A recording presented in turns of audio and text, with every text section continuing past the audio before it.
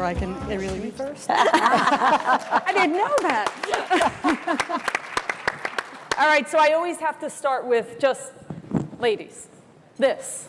I mean, come on. I mean, look at Christine and the team. The fact that we are here, that in itself is monumental. Now, I will tell you, I remember the day that Elizabeth and Christine got this idea. And Christine texted me, and she's like, I think we're going to do this book. Now, at that time, I had no idea. I've never did anything with a book. No one ever asked me to be part of something with a book. And Christine's like, and you're going to be part of it. And I said, okay. I say yes, but I don't even know what I'm going to say. And I remember we had a deadline. Candy gave us the rules, and she told us what we needed to do. And she said, okay, by this date, we need to have this many words. I said, all right. So one Saturday afternoon, I went and sat on my back porch. I can remember it like it was yesterday. It was warm out.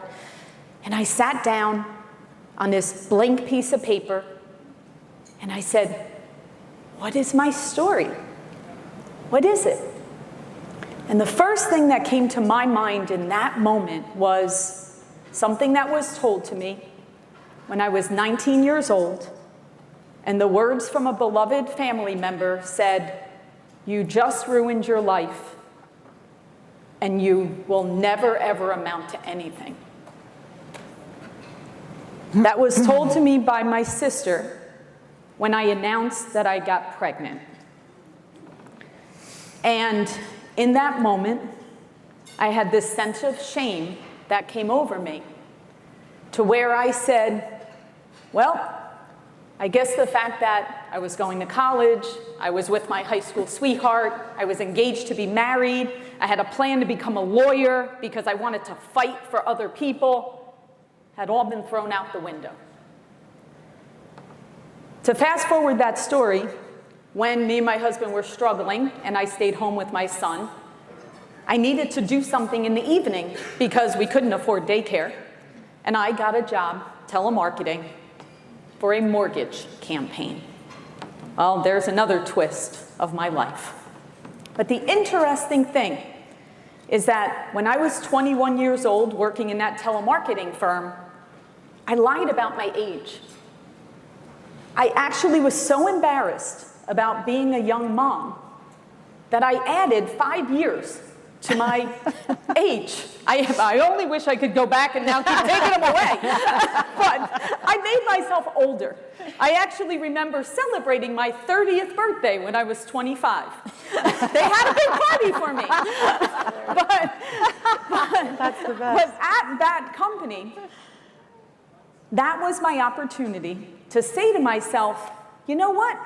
I'm not predetermined by one mistake, and it ultimately was not a mistake. It actually was what was supposed to happen in my life. But I decided I was going to be in control of my future. I was going to be the person that created the destiny for what I was going to do. So, again, when I was 21, working on this mortgage campaign, I said to my husband, I want to own a home one day. No one in my home ever owned a home.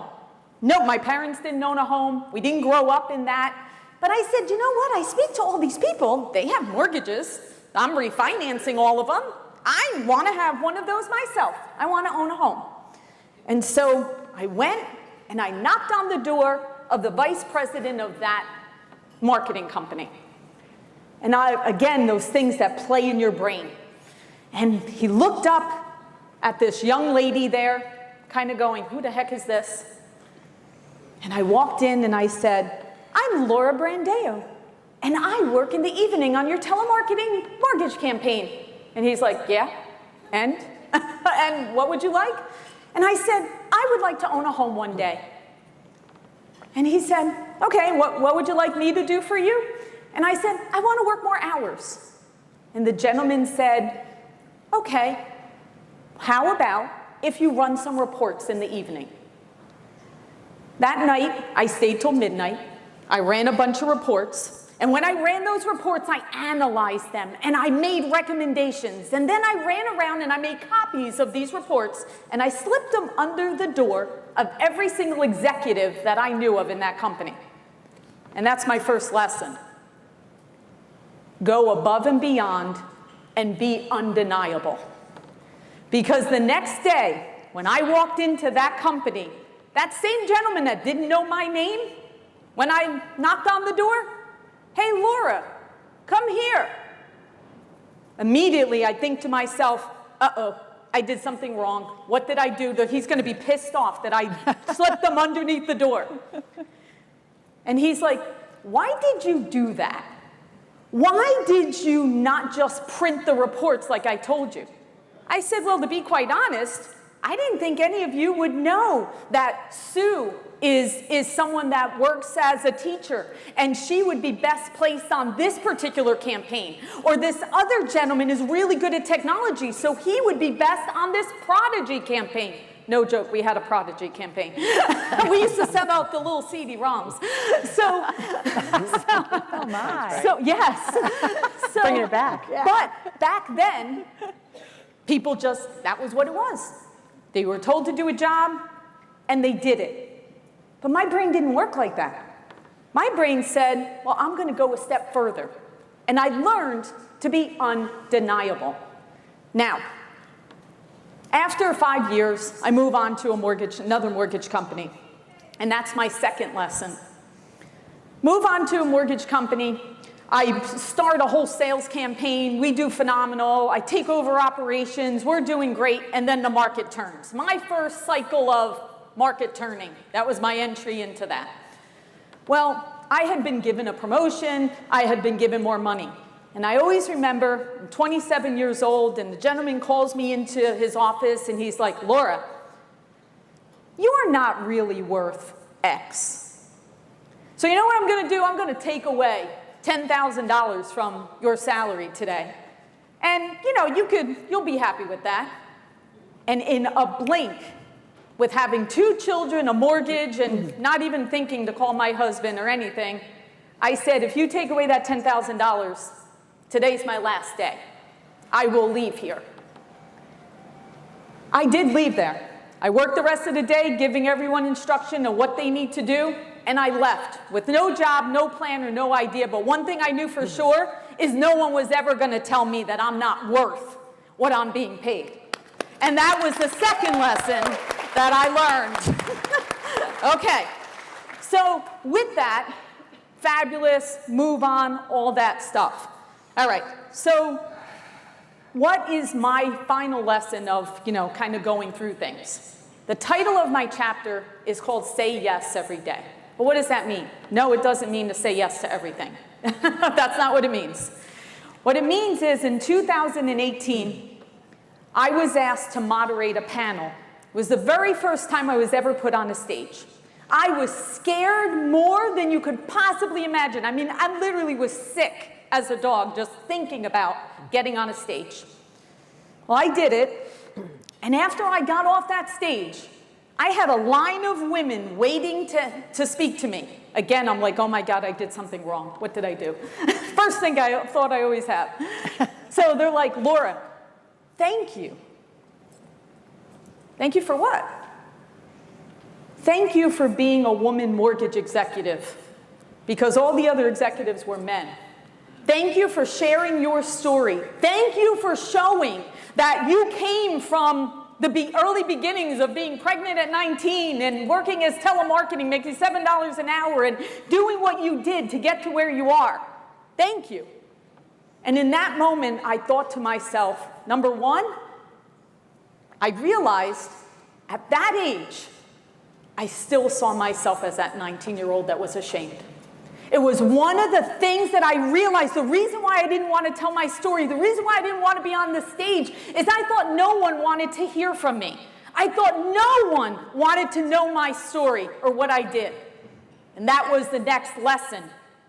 All of you have a story that needs to be told.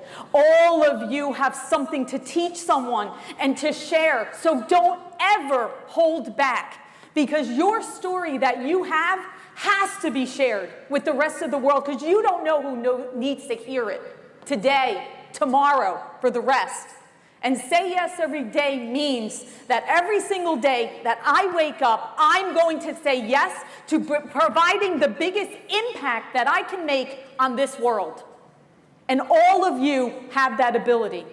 And that's where, if Christine and Elizabeth and this book never happened, I would have never realized that I had to tell that story.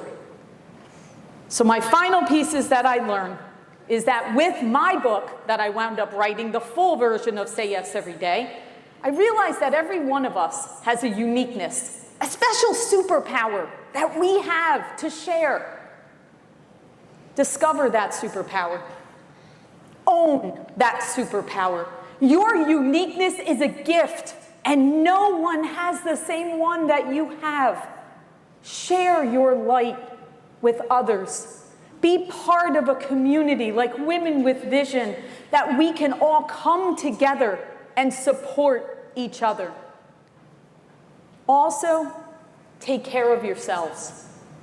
Because so many times as women, we're always taking care of everyone else, and we don't put ourselves first. Take care of yourself, because if we are not healthy and strong in our minds and everything intact, we can't be there for others. We have a lot to learn. That's another lesson that I've learned. It doesn't matter how many years go by. We all have so much to learn. Be open. You're here right now. Win or learn. Listen to all these incredible women's stories. Take it in. And remember, we're never done with our learning. And the last lesson is, life is short. Success is not how many loans that we close, even though how many families we impact their lives, and we are forever blessed to be in this magnificent industry. The success is having people that love us, to be surrounded, and the monumental impact that we make on those in this world. Thank you so much, ladies. Oh my God. I'm in tears. Truly, I am. It's so beautiful to hear the words spoken, and it's just, again, it's our moment, so it feels surreal.